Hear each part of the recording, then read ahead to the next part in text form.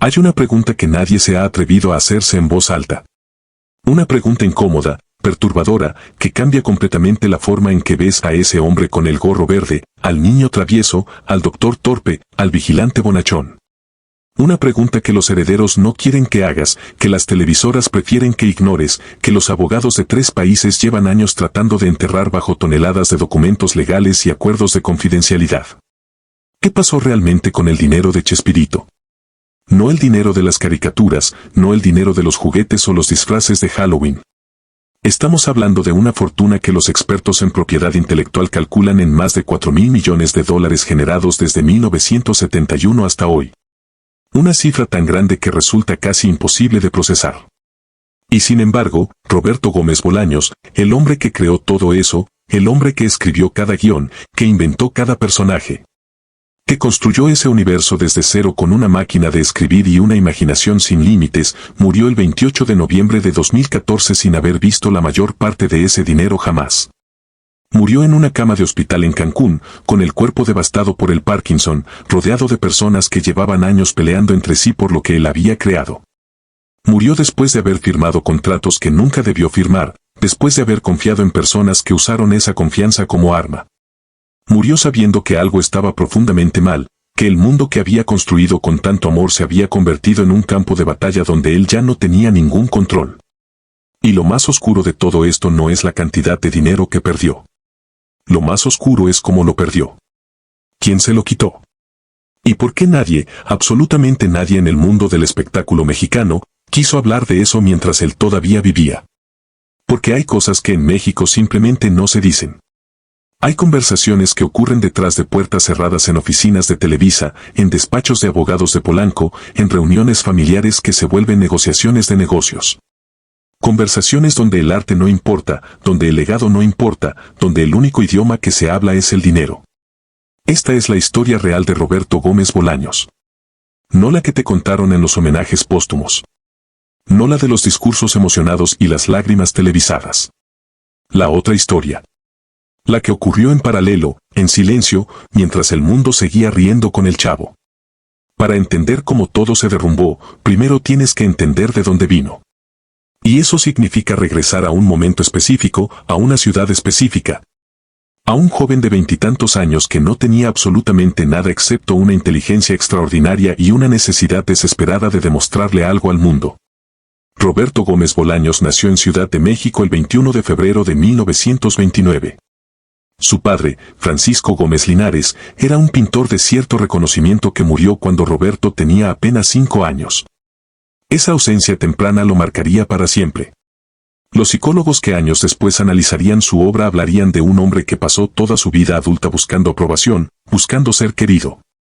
Construyendo personajes que el mundo entero pudiera abrazar porque en el fondo nunca superó la sensación de abandono que dejó ese padre que se fue demasiado pronto. Estudió ingeniería en la UNAM pero nunca ejerció. Lo que realmente le apasionaba era escribir. Empezó como publicista, después como guionista de radio, después de cine. Durante años fue un nombre más en los créditos, alguien que escribía chistes para que otros se llevaran la gloria. Aprendió el oficio desde abajo, con una disciplina casi monástica, leyendo todo lo que caía en sus manos, estudiando la comedia como si fuera matemática pura. Cuando llegó a la televisión mexicana a finales de los años 60, ya era un profesional formado, con criterio propio y una visión muy clara de lo que quería hacer. No quería ser el escritor en la sombra. Quería crear algo suyo, algo que llevara su marca, algo que durara. Lo que no sabía, lo que nadie le dijo en ese momento de entusiasmo y posibilidades, es que en el mundo del entretenimiento mexicano, crear algo tuyo y conservarlo son dos cosas completamente distintas. Que entre el momento en que tienes una idea brillante y el momento en que esa idea se convierte en dinero, hay una maquinaria enorme. Invisible y absolutamente despiadada que siempre encuentra la forma de quedarse con la parte más grande del pastel. Roberto estaba a punto de aprender esa lección de la manera más dolorosa posible. En 1971, cuando el Chavo del Ocho apareció por primera vez en pantalla, nadie imaginó lo que se venía. Ni el propio Roberto. Era un personaje más dentro de un programa de sketches llamado Chespirito, un nombre que le habían puesto sus compañeros en el cine como apodo cariñoso, Pequeño Shakespeare, por su habilidad para escribir. El Chavo era un niño sin familia que vivía dentro de un barril en una vecindad. Una metáfora social disfrazada de comedia, tan simple y tan poderosa que atravesó fronteras sin pedirle permiso a nadie. En 6 meses, el programa era el más visto de México. En un año, ya se transmitía en 10 países de América Latina. En 3 años, había conquistado un continente entero. Y Roberto Gómez Bolaños, el ingeniero que nunca ejerció, el publicista que soñaba con crear, de repente se encontró siendo la figura más reconocida de la televisión en español en el mundo entero. Pero la fama llegó sin un contrato que lo protegiera. Y eso lo cambiaría todo. El problema con los genios es que generalmente son genios en una sola cosa. Roberto Gómez Bolaños era un genio absoluto para crear personajes, para escribir diálogos, para entender el ritmo de la comedia y la ternura que hace que una historia trascienda generaciones. Pero era completamente, devastadoramente ingenuo cuando se trataba de negocios. Y Televisa lo sabía. En aquella época, Televisa no era simplemente una televisora. Era el Estado dentro del Estado. Era la institución que decidía quién existía y quién no existía en el entretenimiento mexicano. Emilio Azcárraga Milmo, el Tigre, como todos lo llamaban, dirigía ese imperio con la combinación de carisma y brutalidad que solo tienen los hombres que nunca han conocido un límite real a su poder. Y cuando el Tigre vio lo que Roberto Gómez Bolaños había creado, lo que entendió inmediatamente no fue el valor artístico de esos personajes. Entendió el valor comercial. Entendió que el Chavo, el Chapulín Colorado, la Chilindrina, el Kiko, eran máquinas de hacer dinero que podían funcionar durante décadas si se manejaban correctamente. El contrato que Roberto firmó con Televisa en aquellos primeros años fue, según los abogados que lo revisaron décadas después, uno de los documentos más desfavorables para un creador que habían visto en toda su carrera.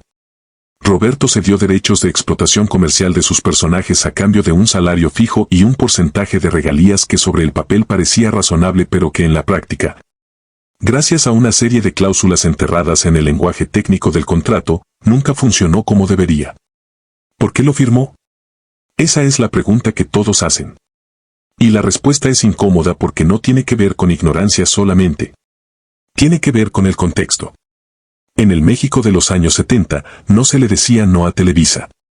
No si querías tener una carrera. No si querías que tu programa siguiera al aire. No si querías que tus personajes llegaran a toda América Latina. Roberto tenía opciones técnicamente, pero en la práctica, firmar con Televisa en esos términos o desaparecer eran las únicas 2 opciones reales sobre la mesa. Firmó. Y con esa firma, sin saberlo completamente, se dio el control de algo que tardaría décadas en entender que nunca debería haber cedido. Durante los años 70 y 80, mientras el programa era grabado, mientras los personajes se volvían iconos culturales, mientras el Chavo del Ocho hacía llorar y reír a generaciones enteras desde México hasta Argentina, desde España hasta Estados Unidos, Roberto vivía bien pero no extraordinariamente bien. Tenía una casa bonita, coches decentes, una vida cómoda. Pero no la vida de alguien cuya creación estaba generando cientos de millones de dólares anuales en publicidad, licencias y ventas internacionales. Él lo notaba. Claro que lo notaba. Pero durante años prefirió no confrontar el problema directamente.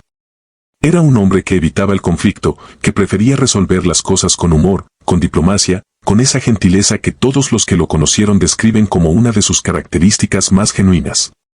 El conflicto abierto con Televisa era algo que le generaba una ansiedad profunda. Así que esperó.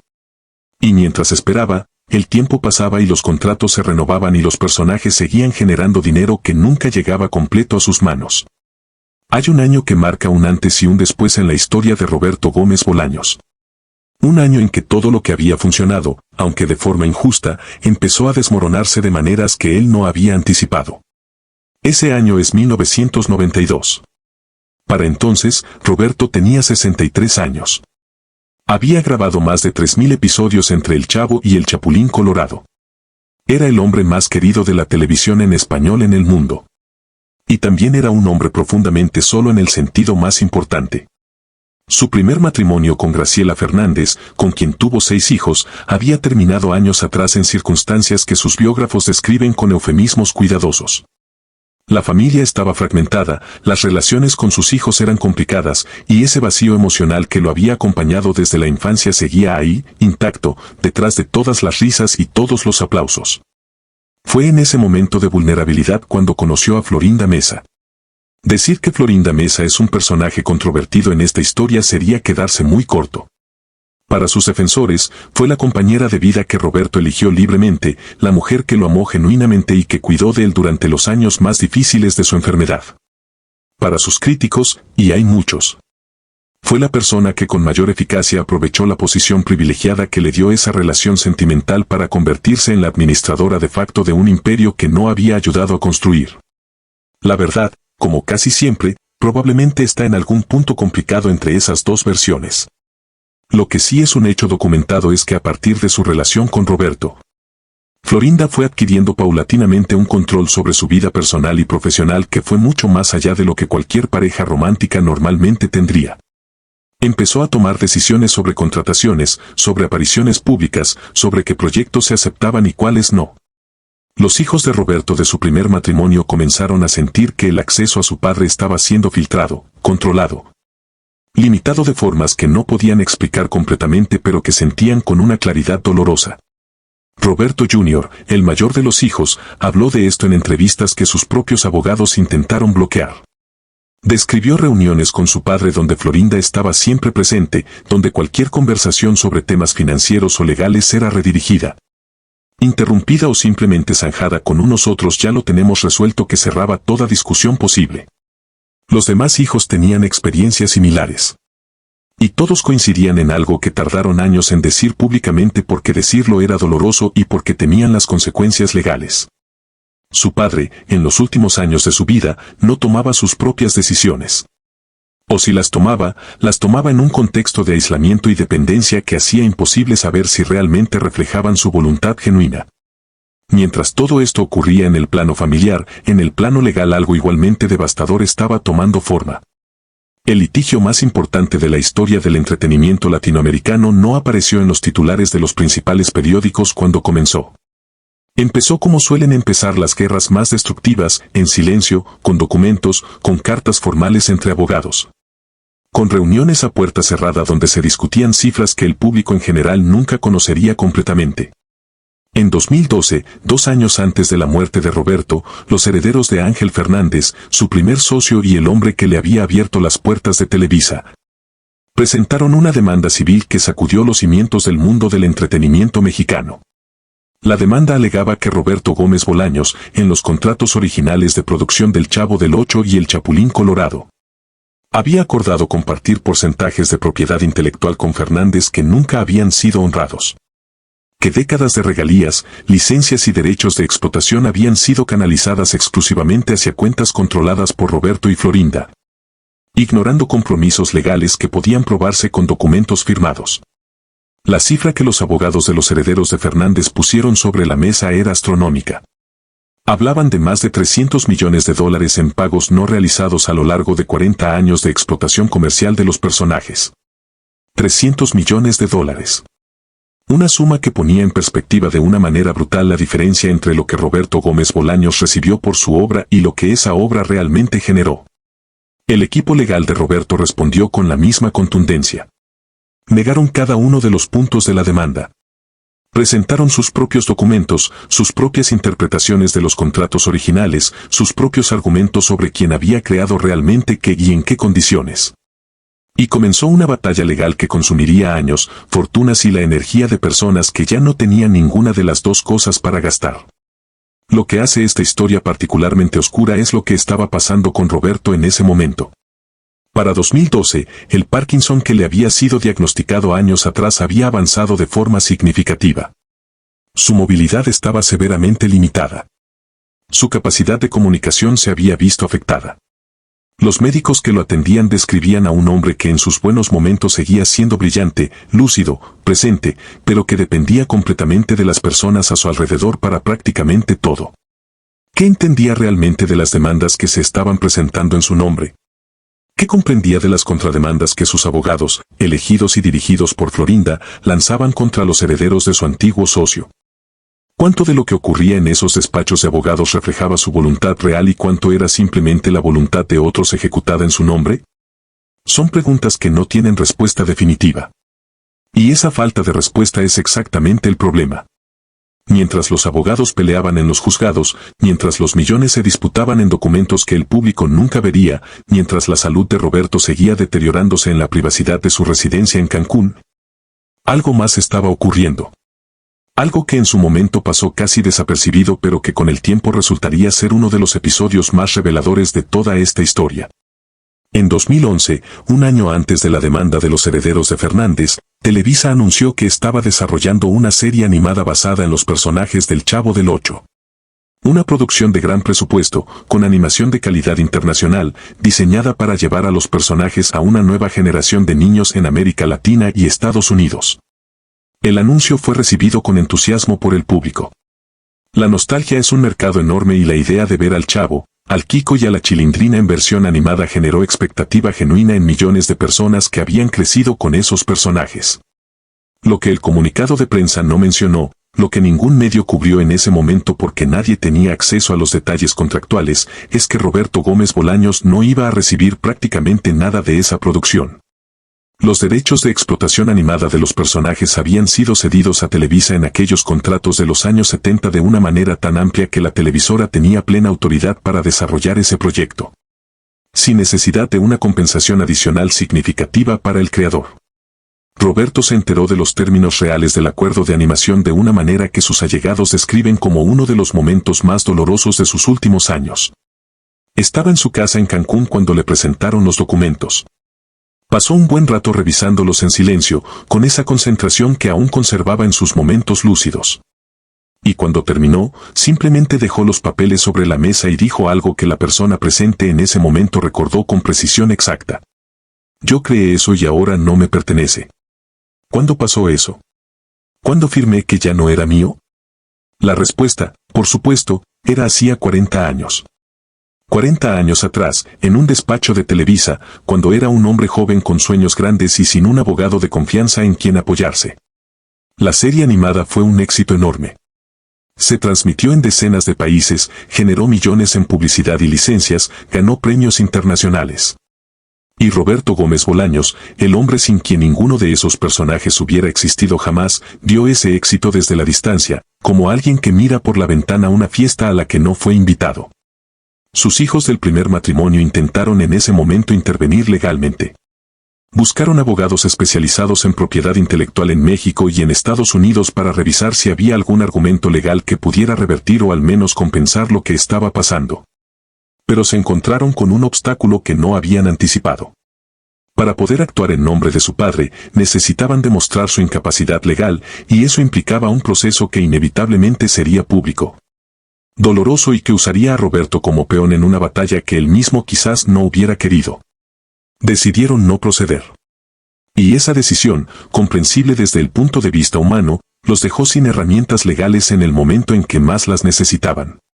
La muerte de Roberto Gómez Bolaños el 28 de noviembre de 2014 desató un duelo colectivo que pocas veces se ha visto en América Latina por la pérdida de una figura del entretenimiento. Las redes sociales se inundaron de mensajes, de recuerdos, de fragmentos de sus programas. Los presidentes de varios países emitieron comunicados oficiales de condolencia. Las televisoras de toda la región interrumpieron su programación para transmitir homenajes de horas. Y en medio de ese duelo masivo y genuino, mientras millones lloraban al hombre que los había hecho reír durante décadas. En México ocurrían cosas que nadie estaba cubriendo porque nadie quería empañar el momento con detalles incómodos. El testamento de Roberto Gómez Bolaños fue presentado públicamente pocas semanas después de su muerte. Y su contenido dejó a mucha gente sin palabras. No por lo que incluía sino por lo que excluía. Sus 6 hijos del primer matrimonio recibieron cantidades que, comparadas con la magnitud del imperio que su padre había construido, resultaban casi simbólicas. Las propiedades principales, los derechos que aún conservaba sobre partes de su obra. Los activos más valiosos de su patrimonio fueron dirigidos de maneras que beneficiaban primordialmente a Florinda Mesa y a las estructuras legales y comerciales que ella controlaba o influenciaba. Los hijos reaccionaron de la única manera que les quedaba. Con abogados. El proceso legal que siguió a la muerte de Roberto fue, si es posible, aún más oscuro y complicado que todo lo que había ocurrido durante su vida. Porque ahora ya no había ninguna posibilidad de saber qué había querido él realmente. El hombre estaba muerto. Lo que quedaba eran documentos, interpretaciones de documentos, memorias selectivas de personas con intereses opuestos y una fortuna que seguía creciendo mientras las batallas legales consumían años. Florinda Mesa, convertida en la heredera y administradora principal del legado, adoptó una postura pública que mezclaba el dolor genuino de la viuda con una defensa implacable de su posición legal y económica. Dio entrevistas donde hablaba del amor que había compartido con Roberto, de los años que lo cuidó durante la enfermedad, de todo lo que habían construido juntos.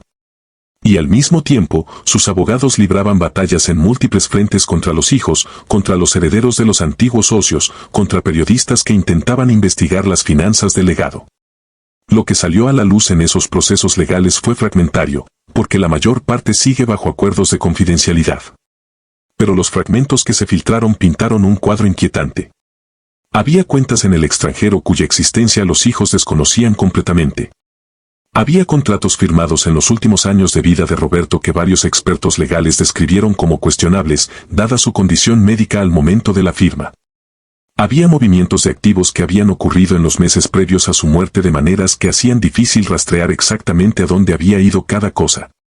Y había una pregunta que flotaba sobre todo esto y que nadie podía responder con certeza. ¿Roberto Gómez Bolaños sabía realmente lo que estaba firmando en esos últimos años? ¿O había personas a su alrededor que aprovecharon su deterioro físico para tomar decisiones que él nunca habría tomado con plena conciencia? Hay personas que vivieron de cerca los últimos años de Roberto Gómez Bolaños y que hoy, con la distancia del tiempo, están dispuestas a hablar. No todas con nombre y apellido, porque el miedo a consecuencias legales sigue siendo real. Pero sus testimonios, recogidos por periodistas que llevan años investigando esta historia, construyen un retrato que resulta imposible ignorar. Una enfermera que trabajó en el cuidado de Roberto durante sus últimos 2 años describe una situación que la perturbó profundamente desde el primer día. Los accesos a Roberto estaban estrictamente controlados. Las visitas de sus hijos del primer matrimonio requerían autorización previa, a veces eran canceladas sin explicación, a veces eran supervisadas de una manera que hacía imposible tener una conversación privada real con él. Cuando ella intentó hablar con Roberto sobre si estaba de acuerdo con esas restricciones, él respondía con frases que ella interpretaba como las de alguien que había aprendido a no contradecir a las personas que controlaban su entorno cotidiano. Un asistente que trabajó en la organización del archivo personal de Roberto durante la preparación de un proyecto biográfico describe haber encontrado documentos que nunca llegaron al proceso oficial de Albacea. Cartas escritas de puño y letra de Roberto, algunas dirigidas a sus hijos, otras que parecían ser reflexiones personales sobre su obra y su vida. Cuando preguntó qué debía hacer con esos documentos, le indicaron que los pusiera en una caja específica. Esa caja nunca apareció en ningún inventario oficial del patrimonio. Un abogado que participó brevemente en las negociaciones posteriores a la muerte antes de retirarse del caso por diferencias éticas describe reuniones donde la voluntad de los herederos directos era sistemáticamente descartada en favor de interpretaciones legales que resultaban convenientes para quienes controlaban el proceso.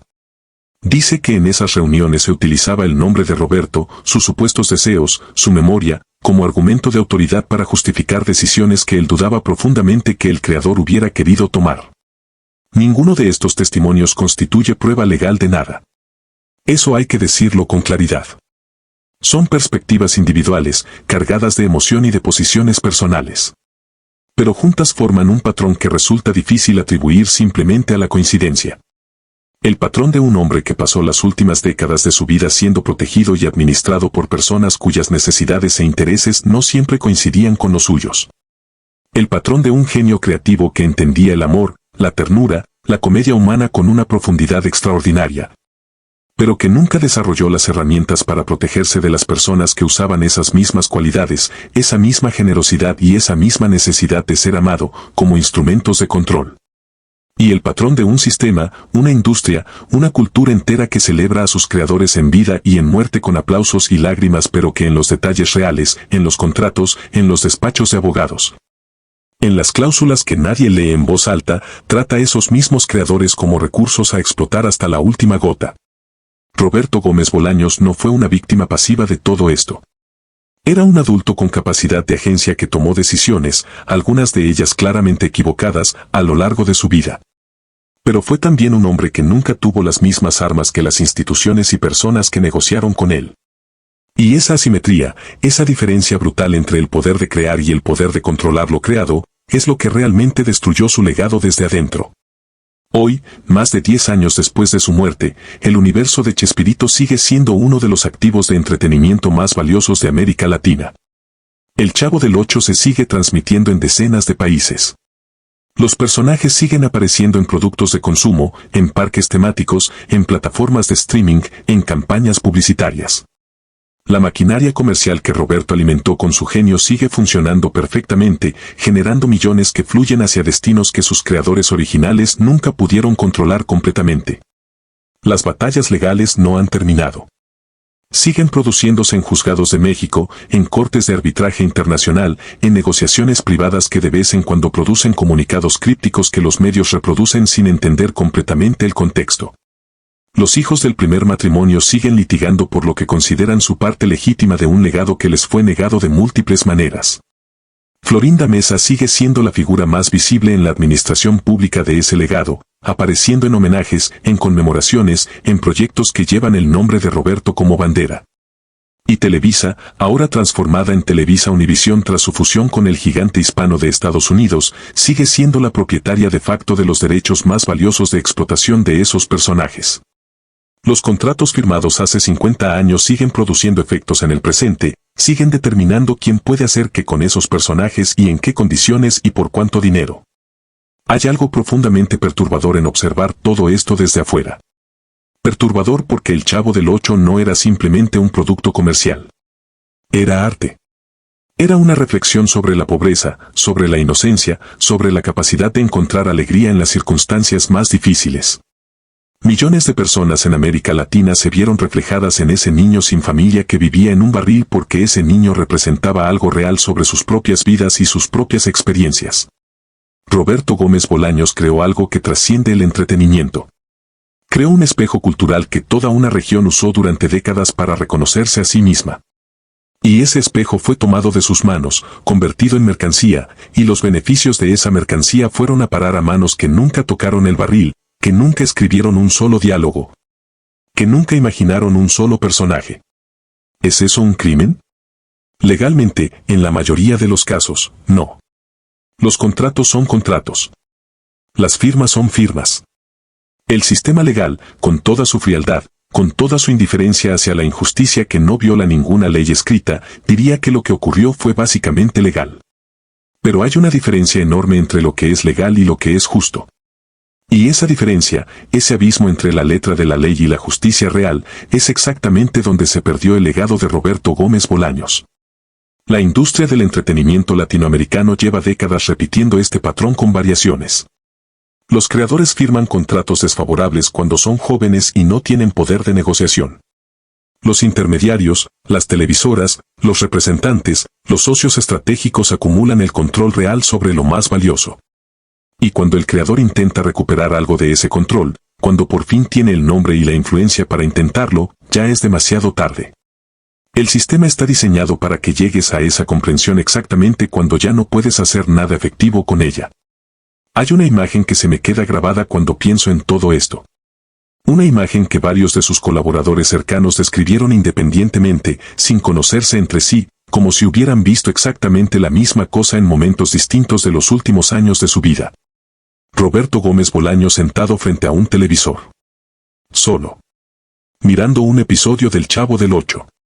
Mirando a ese niño que él había creado, que había salido de algo profundo y personal en él, de esa sensación de orfandad que nunca lo abandonó, de esa comprensión visceral de lo que significa no pertenecer a ningún lugar.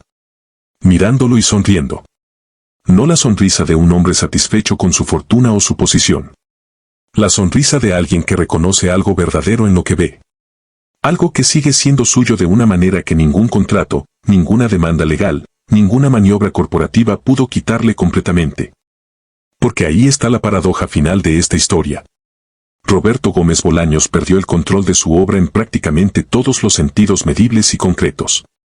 Perdió los derechos, perdió el dinero, perdió la capacidad de decidir cómo y dónde y en qué condiciones se usaba lo que él había creado. Pero no perdió la obra en sí misma. El Chavo sigue siendo el Chavo porque Roberto lo imaginó así. La ternura que tiene ese personaje, la humanidad que lo hace tan poderoso, Eso no está en ningún contrato. Eso está en cada fotograma, en cada diálogo, en cada momento donde ese niño sin familia encuentra a pesar de todo la manera de seguir siendo un niño. Y quizás eso es lo más trágico de todo. Que el verdadero legado de Roberto Gómez Bolaños es indestructible, pero él nunca pudo beneficiarse de él de la manera que merecía. Que creó algo que sobrevivió y sobrevivirá a todos los que lo rodearon, a todos los que pelearon por controlarlo, a todas las demandas y los contratos y las maniobras legales. Pero que ese triunfo definitivo llegó demasiado tarde para servirle de algo real. Hay lecciones aquí que van mucho más allá de Roberto, mucho más allá de México, mucho más allá del entretenimiento. Hay una conversación pendiente sobre cómo las sociedades valoran a sus creadores. Sobre la diferencia entre celebrarlos y protegerlos. Sobre el sistema que hace posible que alguien genere miles de millones de dólares de valor cultural y muera sin haber recibido su parte justa de ese valor. Sobre quién realmente se beneficia cuando el arte se convierte en industria. Roberto Gómez Bolaños hizo reír a un continente entero durante décadas. Le dio a generaciones de personas que a veces no tenían mucho más un refugio de alegría, de ternura, de reconocimiento. Ese es un regalo que ninguna demanda legal puede devaluar y ninguna maniobra corporativa puede borrar. Pero él merecía más. Merecía abogados que lo protegieran desde el principio. Merecía contratos justos. Merecía que las personas a su alrededor pusieran sus intereses por encima de los suyos propios. Merecía llegar al final de su vida sabiendo que lo que había construido seguía siendo suyo de todas las maneras que importan. No lo tuvo. Y eso dice algo sobre él, pero dice mucho más sobre el mundo que lo rodeó. El chavo sigue viviendo en el barril. Sigue apareciendo cada día en televisores de toda América Latina.